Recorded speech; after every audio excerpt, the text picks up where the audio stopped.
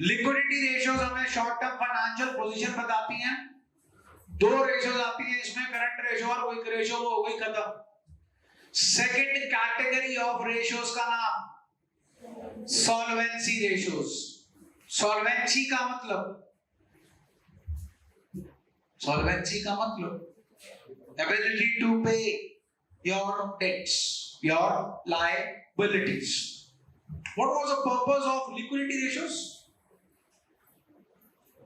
To find out whether we are capable enough to pay off our current liabilities within a period of 1 year from the date of balance sheet। ये बताती थी हमें current ratio, और quick ratio बताती थी जिस दिन quick ratio निकाली जा रही है, अगर उसी दिन आपकी करंट लायबिलिटी ड्यू हो गई तो क्या आप उन्हें पे कर पाओगे कि नहीं।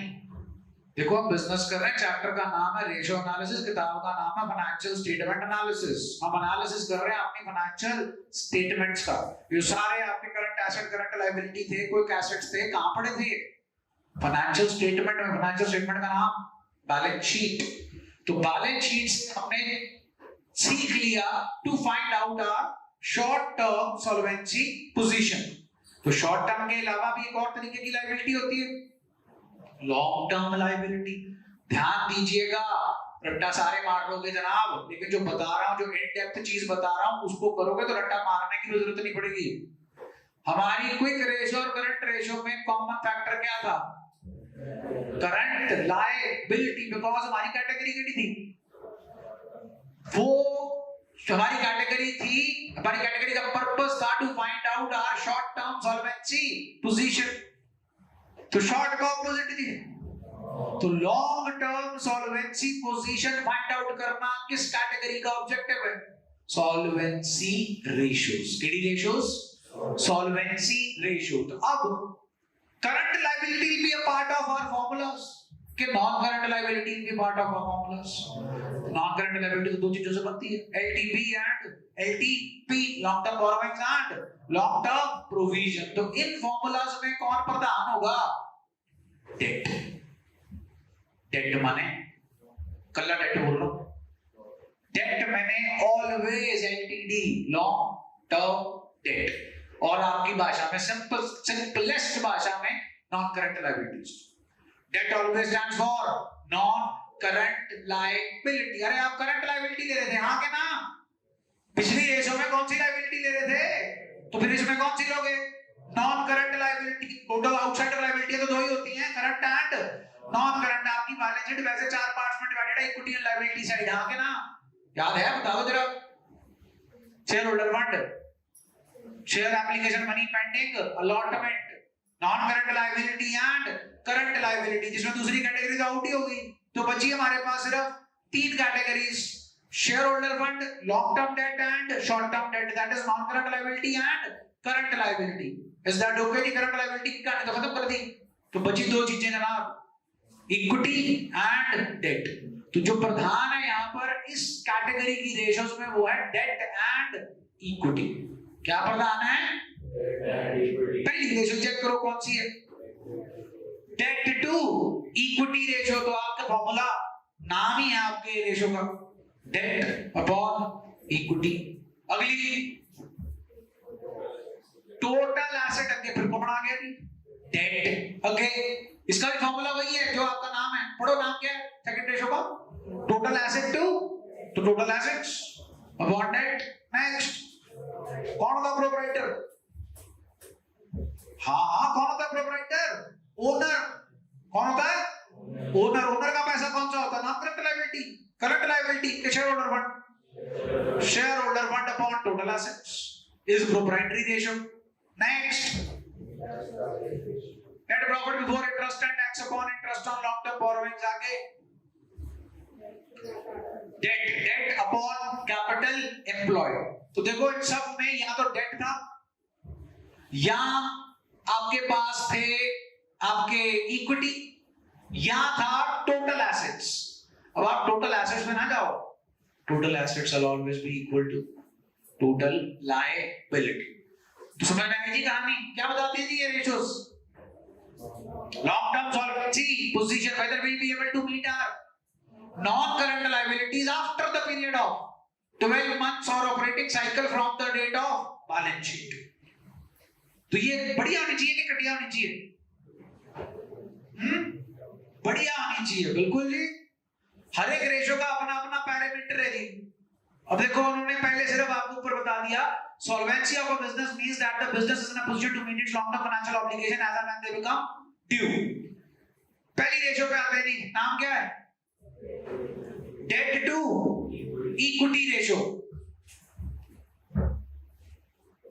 Date to equity ratio is equal to debt upon equity।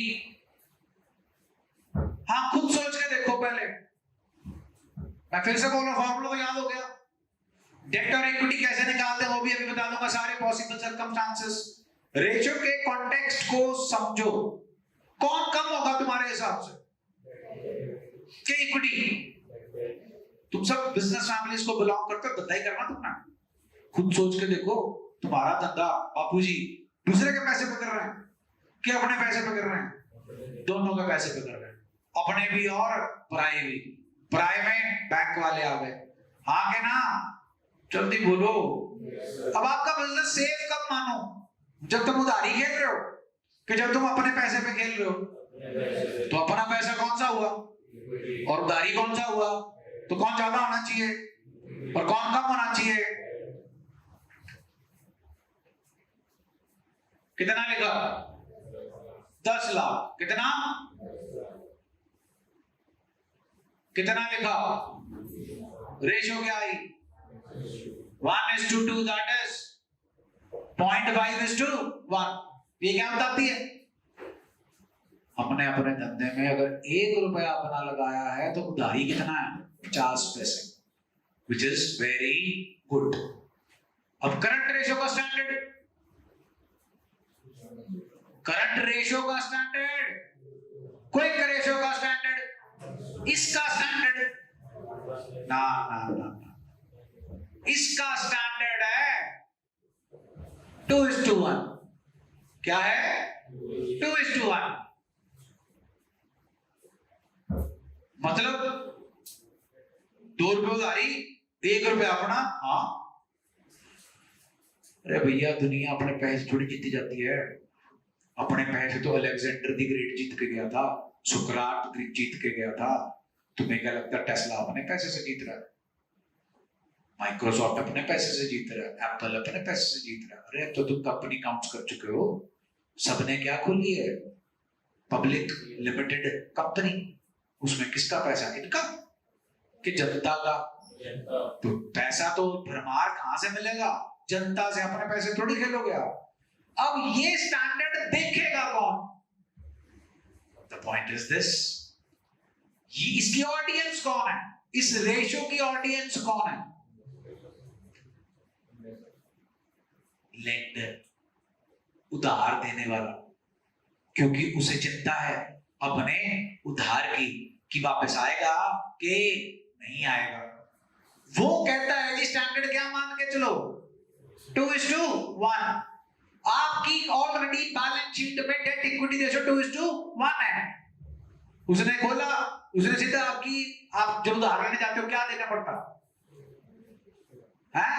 Income tax return देनी पड़ती है 3 साल की कम से कम। अगर तुम्हारे पास नहीं है, टाटा सी या, you are not eligible for a loan from an formal and official channel. हाँ, उधारी जिससे मर्जी पकड़ लो, लेकिन बैंक वाला आपको, फाइनेंशियल इंस्टीट्यूशन आपको कोई उधार नहीं देगा कम से कम 3 साल की। क्या चाहिए आपकी? आईटीआर। आईटीआर में 2 चीजें बड़ी होती हैं, statement of profit and loss and balance sheet. तो बैलेंस शीट में अब आपके पास जो है वो आपका देखता है, अगर आप सोल प्रोप्राइटर या पार्टनरशिप हो तो बैलेंस शीट में वो देखेगा कैपिटल कितनी है और डेट कितना है। रेशियो फटाफट निकाल लेगा वो, डेट अपॉन इक्विटी। और अगर वो 2:1 तो कहेगा चाय पियो, बिस्किट खाओ और निकलो, क्योंकि तुम ऑलरेडी कहां बैठे हो? 2:1 पे। मतलब तुम 1 रुपया अपना लगा रहे हो और 2 रुपये उधारी पे ऑलरेडी खेल रहे हो, तो किस मुंह से उधार मांगने आए हो? अगर बैंक वाला फिर भी आपको उधार दे देगा तो वो बेवकूफ, डूबेगा नहीं आपका उधार। हाँ, आपकी रेशियो है 1:1, तो आपके पास कितनी गुंजाइश है उधार लेने की? 1 रुपए की। आपकी रेशियो है 1.5:1, कितनी गुंजाइश है उधार लेने की? 50 पैसे। आपकी रेशियो है 1.75:1, कितनी गुंजाइश है? 25 पैसे की। So that's the standard. हाँ, अगर मैं एक बिजनेस के पर्सपेक्टिव से चलूं तो मेरी रेशियो ये होनी चाहिए। अगर मेरी रेशियो ये है तो मैं राजा हूं, मेरे को कोई चिंता नहीं है, क्योंकि मेरी इंटरेस्ट ऑब्लिगेशन बहुत कम है। What is the nature of interest on loan? Charge against profit देना ही देना है। खुद के पैसे पे खेलोगे तो इंटरेस्ट ऑब्लिगेशन कम होगी। हम कंपनी फॉर्म ऑफ ऑर्गेनाइजेशन की बात कर रहे हैं। कंपनी के ओनर होता है शेयर होल्डर, शेयर होल्डर को मिलता है dividend. Dividend is not a charge, it is an appropriation of profit. होगा तो दे देंगे, नहीं होगा तो नहीं देंगे। यहाँ एक रिजर्व में से निकालेंगे, रिजर्व का नाम में काम छुपा है।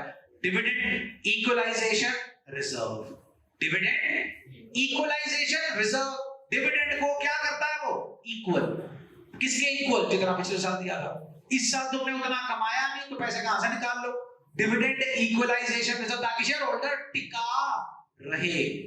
क्योंकि शेयर होल्डर की क्या एक्सपेक्टेशन है आपका शेयर खरीदने में? दो चीजें मांगता है वो, एक तो डिविडेंड मांगता है, दूसरा आपके शेयर की मार्केट प्राइस बढ़े। पॉइंट समझ में आया जी? तो इसका स्टैंडर्ड अगर पेपर में आ जाए, क्वेश्चन बोर्ड में आ हुआ, स्टैंडर्ड क्या देना है? 2:1। स्टैंडर्ड क्या देना है? 2:1। ये रेशियो 2:1 इसका स्टैंडर्ड है, जो ऑफिशियल स्टैंडर्ड इसका माना जाता है। बट ये रेशियो कम होनी चाहिए। अब कौन देखेगा इस रेशियो को? लेंडर देखेगा आपको उधार देने से पहले। तो ये रेशियो अगर ज्यादा होगी तो लेंडर के लिए जो लोन है वो रिस्की है, और अगर ये रेशियो कम है तो सेफ है। आओ, debt to equity ratio establishes relationship between debt and equity. Long term debt में क्या आता है आपको मालूम है? दो चीजें, long term borrowings and long term provisions. अब लॉन्ग टर्म बोरोइंग्स में क्या आता है? Debenture, bond, mortgage loan, term loan from bank, public deposit etcetera. Provision आपको मालूम है जी।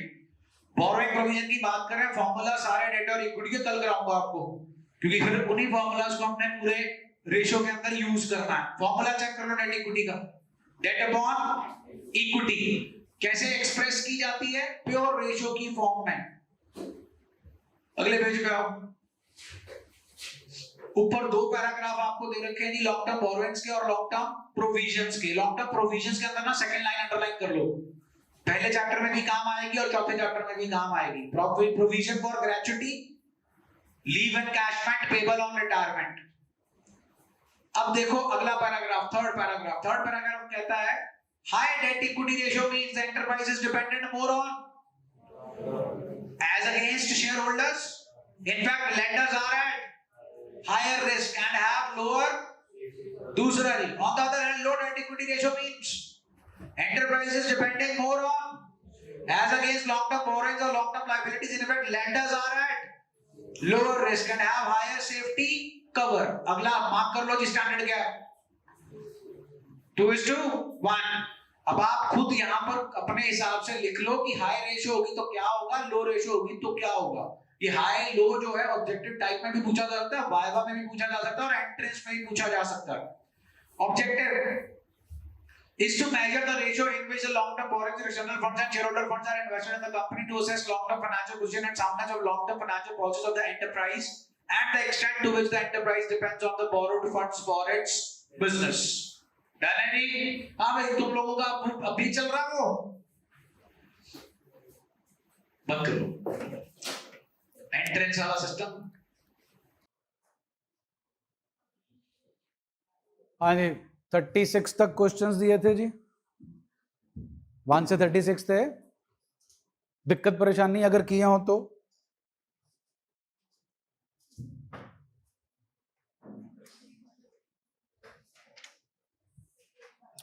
कोई दिक्कत परेशानी नहीं जी, बोलो भाई। चलिए, लिक्विडिटी रेशियोज हो गई जी। उसके बाद आती है सॉल्वेंसी रेशियोज।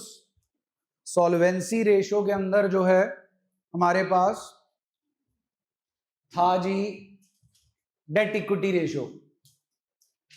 थ्योरेटिकल ओवरव्यू दे दिया था जी, अब अपने को ढूंढना है डेट और इक्विटी। चल रहा है ना ये? जहां पंगा पड़े बता देना। तो जो डेट और इक्विटी है जी, उसको हमने ढूंढना है। उसके काफी सारे फॉर्मूलाज हैं, लिखना आपने कोई नहीं है, घर जाकर बैलेंस शीट खुद बनानी है और खुद सारे फॉर्मूलाज डिराइव करने हैं। हाँ भाई बोलो। नॉन करंट एसेट्स एंड, यही था हाँ के ना।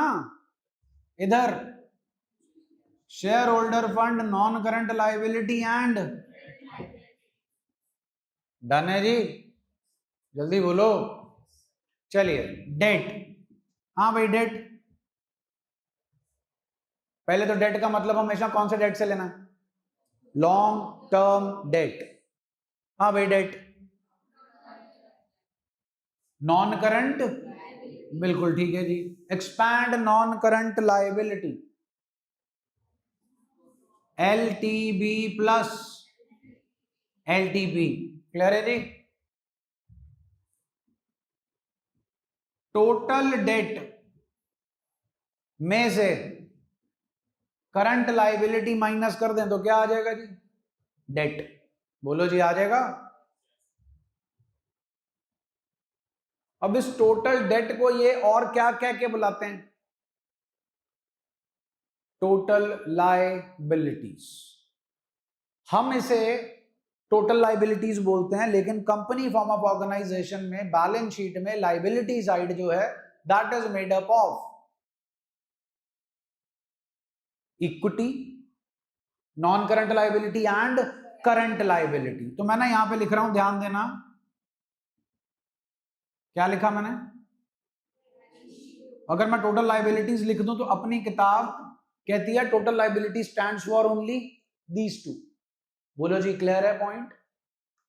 तो ये आ गया जी बैलेंस शीट का टोटल, बैलेंस शीट का टोटल मींस दिस वन। इसमें से मैं क्या क्या माइनस करूं कि मेरे पास ये आ जाए, करंट लाइबिलिटीज माइनस करनी पड़ेंगी जी, और इतना क्लियर है जी। ये बैलेंस शीट का टोटल है, इसमें तो प्रॉब्लम है अपने को, हम टोटल लाइबिलिटी नहीं लिख सकते because this is equity plus liability, ये तो टोटल एसेट्स ही होते हैं ना जी। तो अब मैं बैलेंस शीट के टोटल की जगह टोटल एसेट्स लिख दूं, बोलो, minus current liability minus total assets को एक्सपैंड करते हैं, non current assets plus minus current liabilities minus non current assets plus working capital minus share holder fund. ये सारा कुछ जो है यहीं से डिराइव हो गया। बोलो जी हो गया कि नहीं हो गया। एक और फॉर्मूला है जी, CE stands for capital employed, ये होती है जी capital employed, share holder fund plus non current liability, this is capital employed. अब अगर ये होती है कैपिटल एम्प्लॉयड तो इसमें से एक कंपोनेंट माइनस कर दो, दूसरा कंपोनेंट आ जाएगा। अभी क्या ढूंढना है, डेट, तो क्या माइनस करना पड़ेगा। So these are all the formulas to calculate what, date.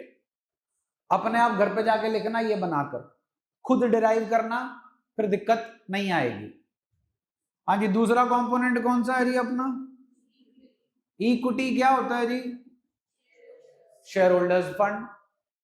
अब शेयर होल्डर फंड क्या होता है जी, share capital plus reserves and surplus.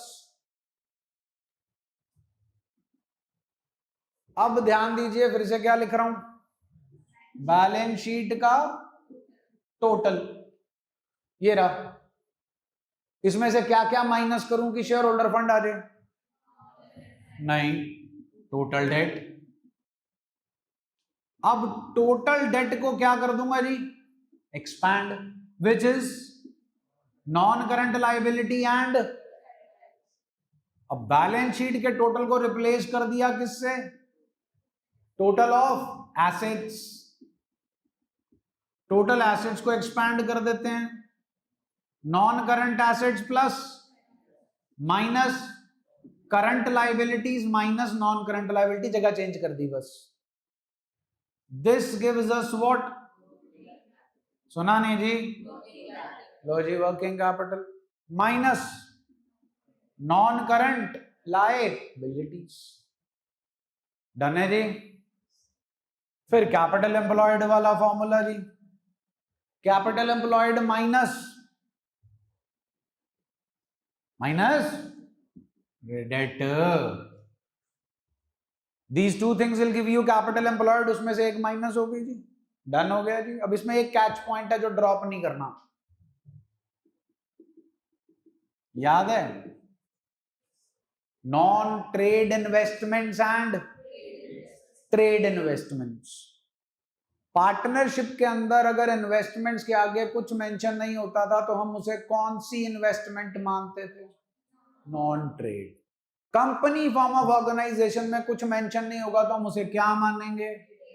Company form of organisation के अंदर इनफ अपॉर्चुनिटीज होती हैं कि कंपनी अपना सरप्लस पैसा खुद अपनी कंपनी के अंदर ही इन्वेस्ट करे, उसे सोना चांदी, शेयर, बॉन्ड, डिबेंचर, लैंड में इन्वेस्ट नहीं करना नॉर्मली। अगर वो किसी दूसरी कंपनी में भी इन्वेस्ट कर रही है तो वो ट्रेड इन्वेस्टमेंट होगी, ट्रेड ऑब्लिगेशन के अंदर इन्वेस्ट करेगी, या उस इन्वेस्टमेंट से उसका खुद का ट्रेड फर्दर बढ़ेगा। जैसे आपको एग्जांपल दिया था हीरो मोटोकॉर्प एंड सीएट। तो ध्यान दीजिए, हम इक्विटी निकाल रहे हैं, शेयर होल्डर फंड, हम इस फॉर्मूले से भी इक्विटी निकाल रहे हैं। कैपिटल एम्प्लॉयड का मतलब होता है वो पैसा जो हमने अपने खुद के बिजनेस में लगा रखा है, उसके अंदर हम सिर्फ किसे कंसिडर करते हैं? ट्रेड को। किसे कंसिडर नहीं करते? तो अगर मेरे क्वेश्चन में नॉन ट्रेड होगी, अगर आप फॉर्मूलाज को ध्यान से देखो, कुछ फॉर्मूलाज हैं लाइबिलिटी ओरिएंटेड और कुछ फॉर्मूलाज हैं एसेट ओरिएंटेड। ये लाइबिलिटी ओरिएंटेड है, इसमें एसेट का कोई रोल प्ले नहीं है, और यहां से किसका रोल प्ले स्टार्ट हो गया? एसेट्स। तो अगर आप इन चार फॉर्मूलाज पे हो और आपके क्वेश्चन में नॉन ट्रेड इन्वेस्टमेंट है तो आपको नॉन ट्रेड इन्वेस्टमेंट को माइनस करना पड़ेगा।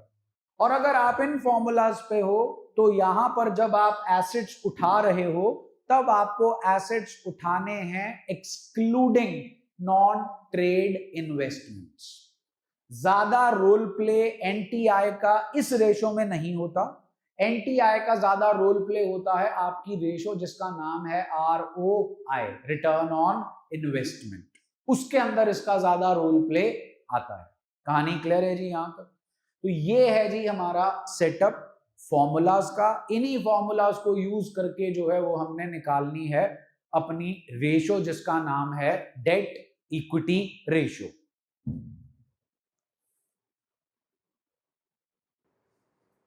आओ जी इलस्ट्रेशन।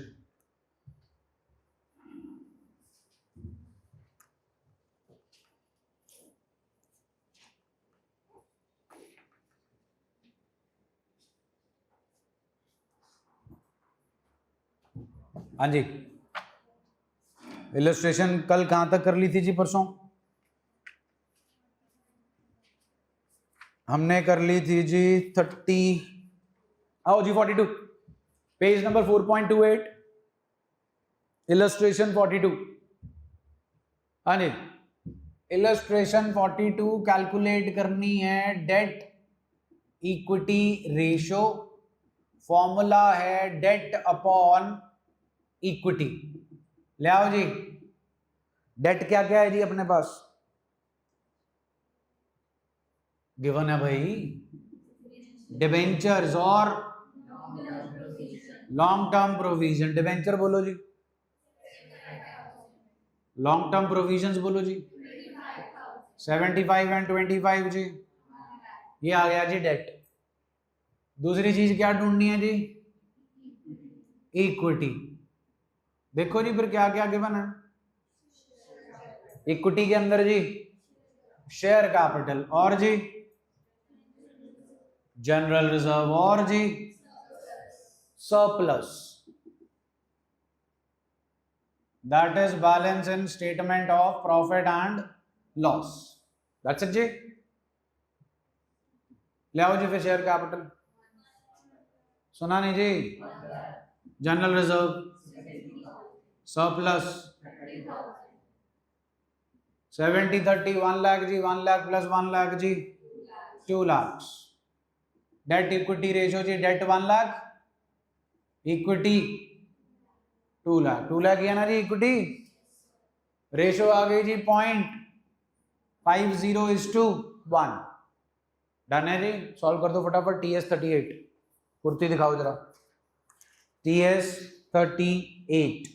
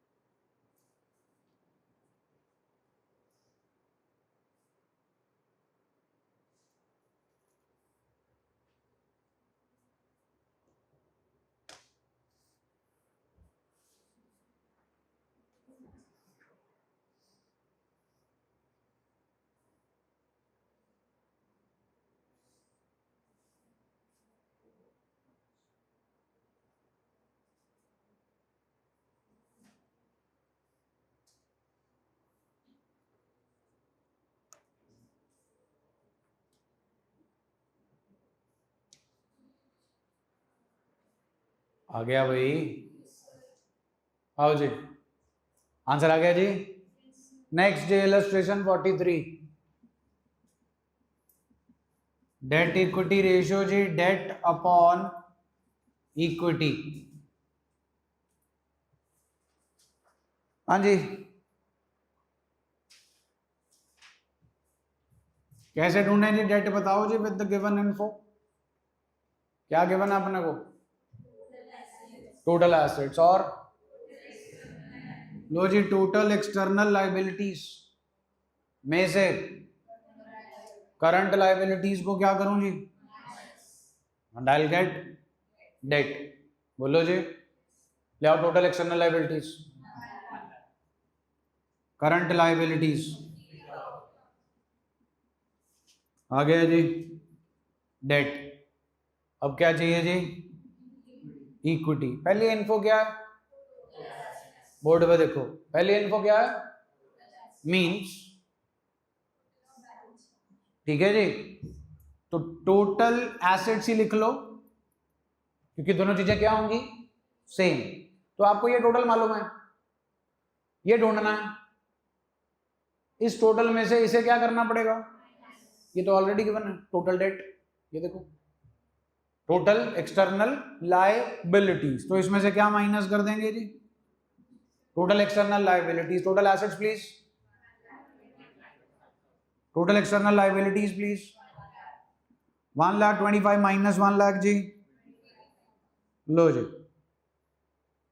ऑल गुड जी। रेशो आ गई जी 50,000 अपॉन 25,000, दैट इज 2:1, 37 जी।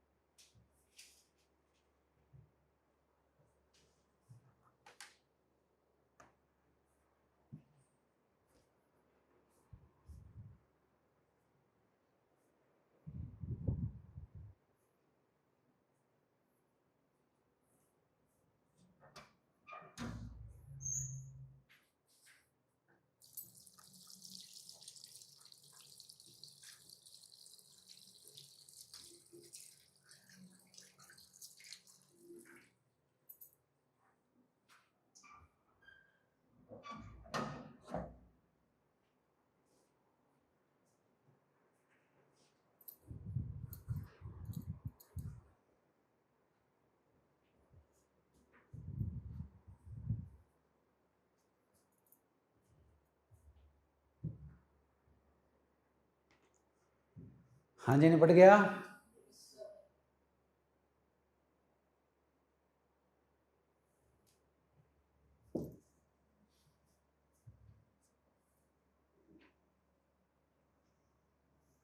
हो गया जनाब।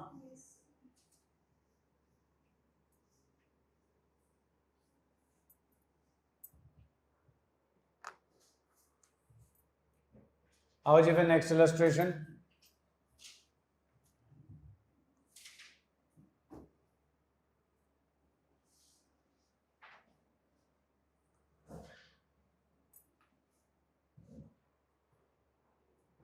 हाँ जी, डेट इक्विटी जी इलस्ट्रेशन 44 ले आओ, डेट ले आओ फटाफट।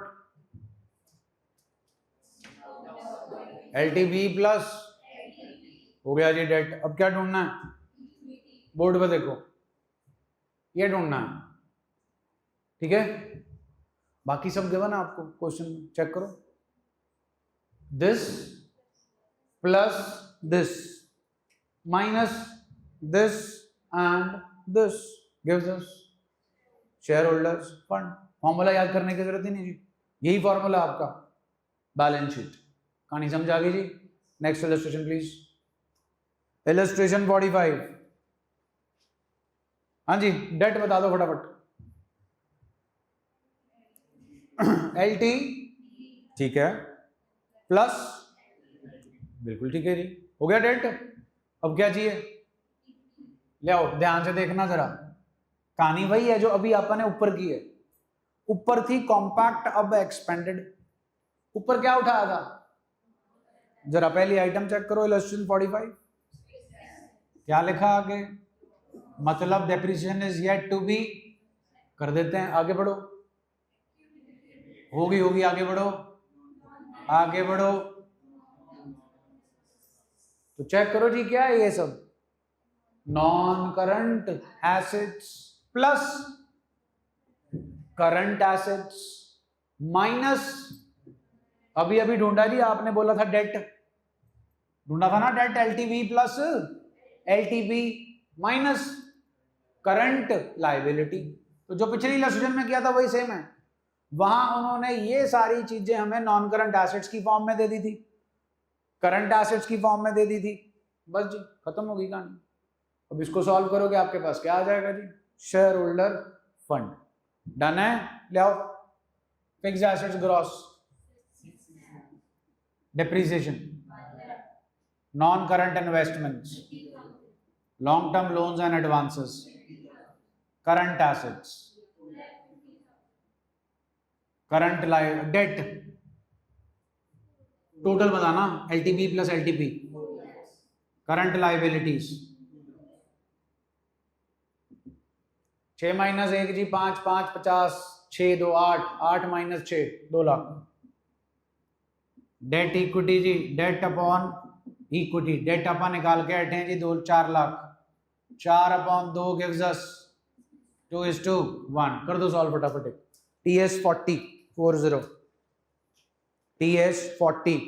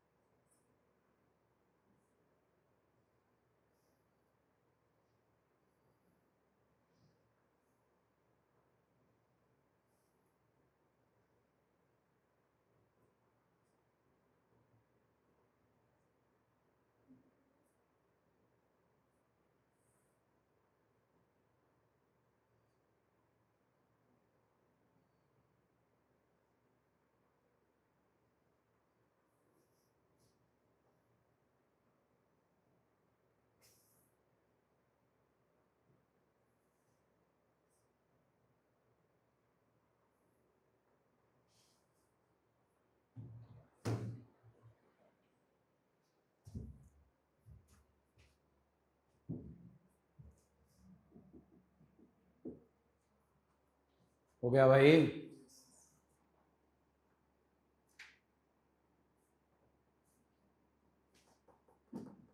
चलें आगे। TS40 आंसर आ गया जी। आइए जी इलस्ट्रेशन 46। पहले दो पीसेस ऑफ इंफॉर्मेशन पढ़ो और बताओ क्या दे सकते हैं हमें ये।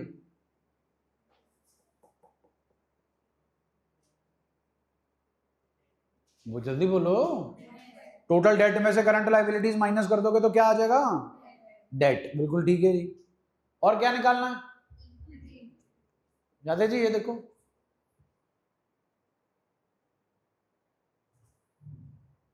कैपिटल एम्प्लॉयड में से क्या माइनस कर दें तो क्या आ जाएगी जी? कहानी मुक्की जी। इलस्ट्रेशन 47 जी। फर्स्ट और थर्ड पीस ऑफ इन्फो क्या देंगे हमें? First and third will give us what जी? आर यू श्योर जी? चलिए, और क्या ढूंढना है? हाँ भाई, सेकंड पीस ऑफ इन्फो क्या है? Total same. अब इसमें से इन दोनों को माइनस कर दो, क्या आ जाएगी? इक्विटी। ये दोनों के बना आपको first piece of info, total debt. कहानी क्लियर जी? नेक्स्ट।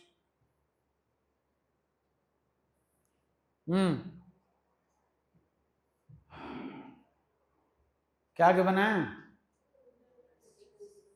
टोटल और और ध्यान देना, टोटल एसेट्स के बना, टोटल एसेट्स आ गए, टोटल डेट के बना, टोटल एसेट्स में से टोटल डेट क्या कर दो, क्या आ जाएगी? All good. फिर कैपिटल एम्प्लॉयड में से इक्विटी माइनस कर दो, क्या आ जाएगा? होगी जी डेट इक्विटी। चलें आगे जी। अब जो सिंपल चीजें हैं वो बोर्ड पे नहीं कर रहा, यहीं से सारा कुछ हो जाना अपना। Next please. Illustration 49। KD ratio के बना जनाब? कितनी है? करंट एसेट मालूम नहीं जी, करंट लायबिलिटी भी मालूम नहीं, तो मालूम क्या है? Working capital is equal to current assets minus current assets 3x है जी, liabilities x। Working capital please 2.5 lakh आ गया जी अपने पास। बोलो जी ओके। x की वैल्यू व्हाट इज x? और बताओ क्या गिवन है अपने को? टोटल और ध्यान दो जी, debt is equal to total debt minus current liability. Total debt लाओ, करंट लायबिलिटीज लाओ। 750 minus 250 what is 5 lakh debt. बोलो जी ओके। क्या कह रहे थे और क्या गिवन है आपको? टोटल। लो जी, टोटल एसेट्स में से माइनस कर दूंगा जी टोटल डेट। बोलो जी ओके। टोटल एसेट्स कितने हैं जी बताइए? 8 लाख। टोटल डेट है जी 7 लाख। आ गया जी 1,25,000। ढूंढने को बोला था जी debt equity ratio, debt upon equity. Debt है जी अपने पास 5 लाख और इक्विटी है जी अपने पास 1,25,000। आंसर आ गया जी 4:1। सॉल्व कर दो। TS44। TS44।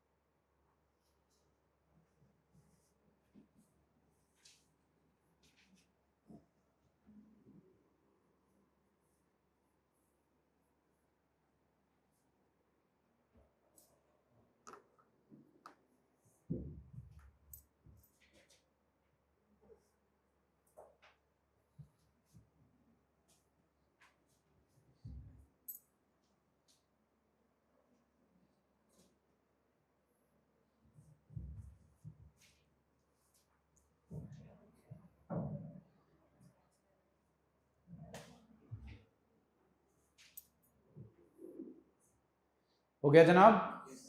आओ जी फिर नेक्स्ट इलस्ट्रेशन 50। कौन सी रेशियो गिवन है बताओ?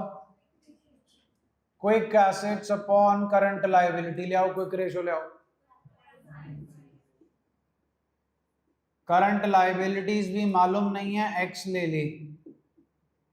क्विक एसेट्स आ गए 1.5x। बोलो जी ओके। चलिए क्विक एसेट्स आ गए जी। अब देखो हमारे पास इन्वेंट्री गिवन है, सॉरी हाँ इन्वेंट्री गिवन है। तो करंट एसेट्स होते हैं क्विक एसेट्स प्लस इन्वेंट्री। इतना क्लियर है जी? ले आओ फिर इन्वेंट्री ले आओ। एक और पीस ऑफ इन्फो गिवन है, उसी के लिए करंट एसेट्स निकाले थे जी। Working capital please. Current assets plus minus current liabilities जी x। 3 माइनस 2 जी 1 लाख। 1 लाख डिवाइडेड बाय 0.5 जी gives us 2 lakhs। The value of x। What is x? अपनी रेशियो कैसी ढूंढनी है जी? बता दो जरा एक बार। Date equity ratio. हाँ जी, टोटल डेट दिया होगा, चेक करो। दिया है कितना? 7 लाख में से 2 लाख चला गया जी, बचा। चलो डेट आ गया। और क्या गिवन है क्वेश्चन में? लो जी फिर इक्विटी आ गई। टोटल एसेट्स में से टोटल एसेट्स लाओ 9 लाख। लाओ टोटल डेट लाओ 7 लाख। 950 माइनस 7 लाख जी 250। बहन जी अब डेट इक्विटी ढूंढनी थी जी। डेट 5 लाख, इक्विटी रेशियो कर दो जरा सॉल्व। TS 45। TS 45।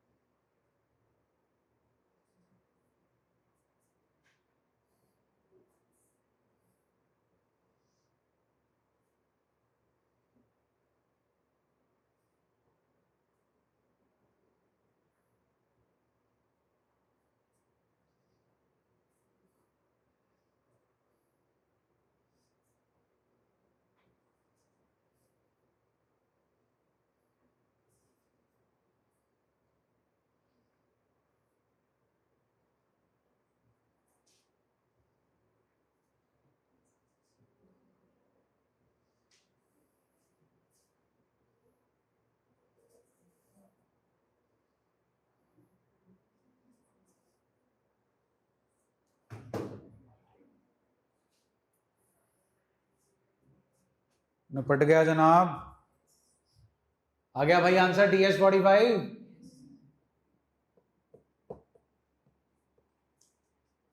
चलें आगे। आइए इलस्ट्रेशन 51।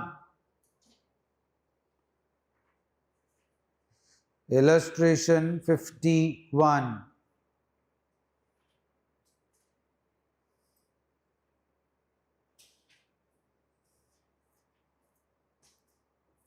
हाँ जी, what's the original ratio?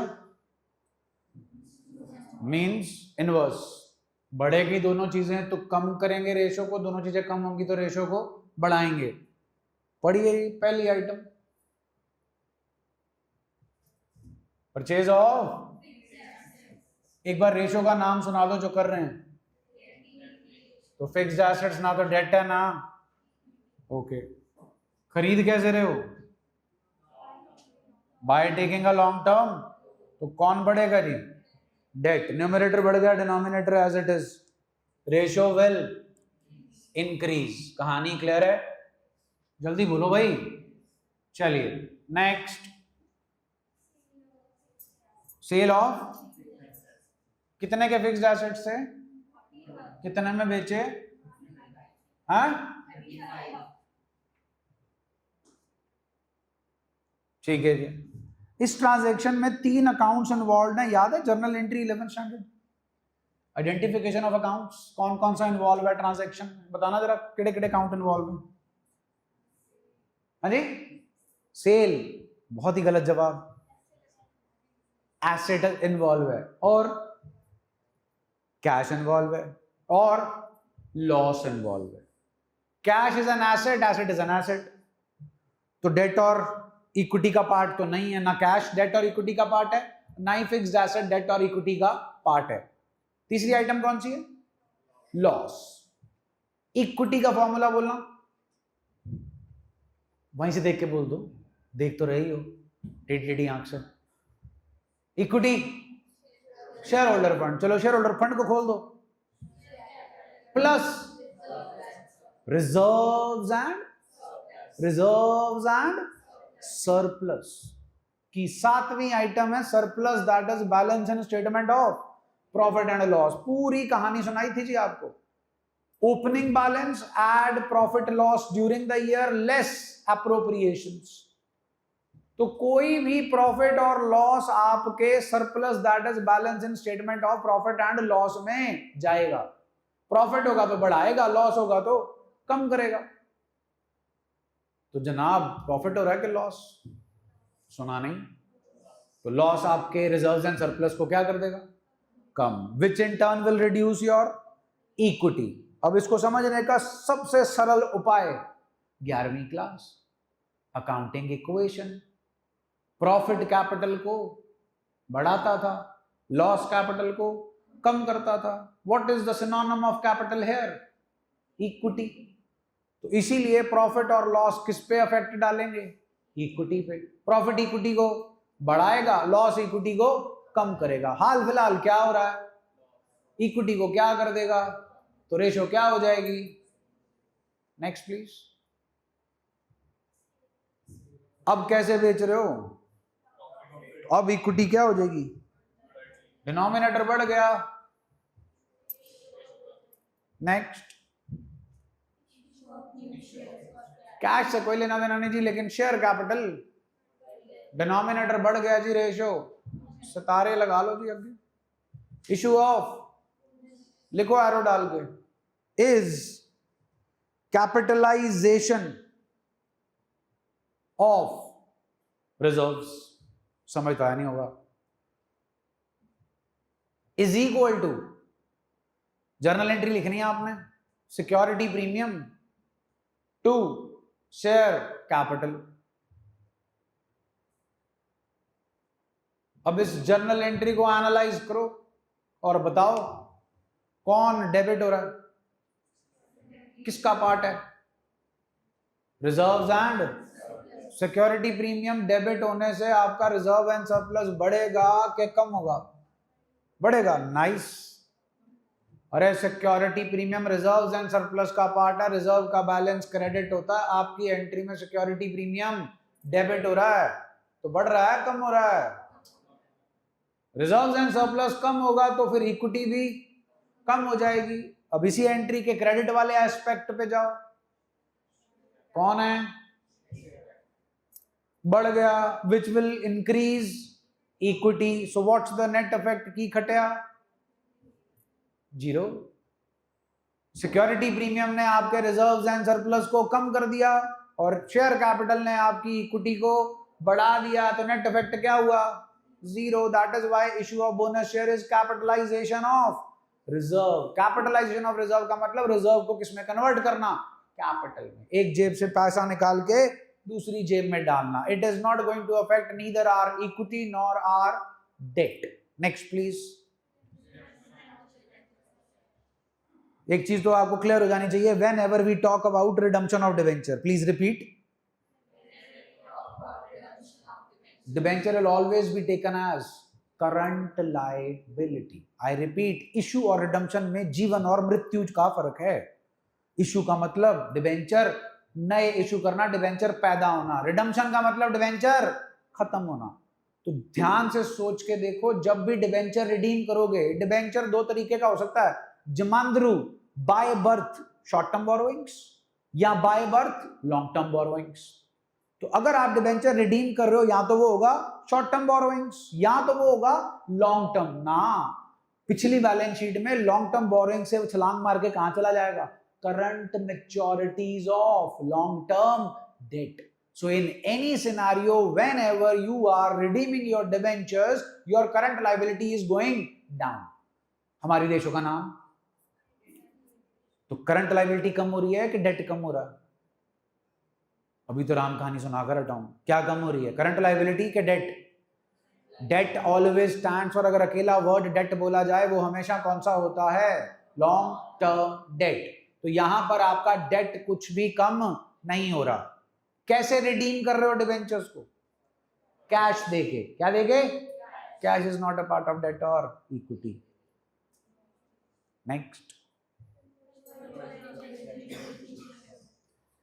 Again जी, whatever is the method of redemption of debenture, आपका डिबेंचर रिडीम हो रहा है. डिबेंचर रिडीम होने से एक ही चीज कम होगी, करंट लायबिलिटी, जिससे डेट और इक्विटी पे कोई फर्क नहीं पड़ेगा. बदले में क्या दे रहे हो आप इन डिबेंचर होल्डर्स को?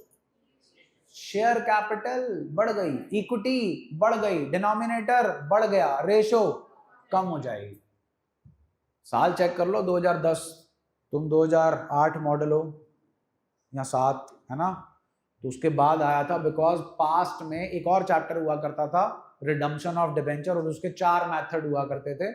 काफी टाइम तक कंट्रोवर्सी रही है इस पर्टिकुलर पॉइंट को लेकर, but now they have subsided it and they have come to a conclusion that whenever the debentures are getting redeemed, whatever is the method, your current liability goes down. Is that okay? पिछले में share capital क्यों नहीं बढ़ी थी? क्योंकि पिछले में हम उन्हें शेयर दे रहे थे कि कैश दे रहे थे, और यहां क्या दे रहे हैं? नेक्स्ट. फिर से स्टार जी, डिक्लेरेशन ऑफ, ध्यान दीजिएगा, पेमेंट ऑफ डिविडेंड लिखा कि डिक्लेरेशन? सेम है कि फर्क है? डिक्लेयर किया है, एनुअल जर्नल मीटिंग होगी, उसमें अप्रूव होगा, तब पे होगा. हाल फिलहाल डिक्लेयर हो गया. तो जब भी आपका फाइनल डिविडेंड जो है डिक्लेयर हो जाता है, तो व्हाट इज डिविडेंड? वैसे distribution of profit among shareholders. Distribution of what? Distribution of what? तो प्रॉफिट्स बढ़ेंगे कंपनी के पास कि कम होंगे? कहां पड़े हैं profits? Reserves and surplus, which is a part of equity. So equity goes down. ध्यान से सुनिएगा, फिर अगले पेज पे पढ़ भी लीजिएगा. जब भी आपने डिविडेंड डिक्लेयर करना है, आपके प्रॉफिट्स क्या हो जाएंगे? कम. मींस आपकी करंट, आपके जो रिजर्व्स एंड सरप्लस है वो क्या हो गए? कम. मींस आपका शेयर होल्डर फंड क्या हो गया? कम. पे नहीं हुआ अभी पैदा हुई एक नई चीज, उस नई चीज का नाम है करंट लायबिलिटी. हल्के में मतलब बहुत इंपॉर्टेंट है, बहुत बार पूछा जाएगा जिंदगी भर. Turn the page. Total shareholder fund have decreased by the amount of profits appropriated for dividend, but long-term debt remains unchanged. Note पढ़ लो. Upon the declaration of dividend by the shareholders of the company, profit to the extent of dividend declared becomes a current liability. Shareholder fund decreases and current liability increases by the amount. कहानी clear है जी?